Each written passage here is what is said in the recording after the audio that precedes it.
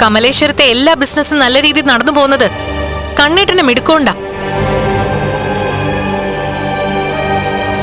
അതുകൊണ്ട് ആ പേര് നീ മറ്റാർക്കെങ്കിലും ഇട്ടുകൊടുക്ക്.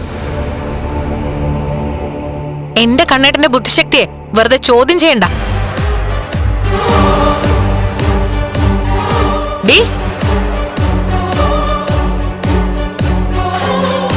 ഇന്നലെ രാത്രി തെറ്റ് ചെയ്തിട്ട് നീ എന്റെ നേർക്ക് നേരെ നിന്ന് സംസാരിക്കുന്നു.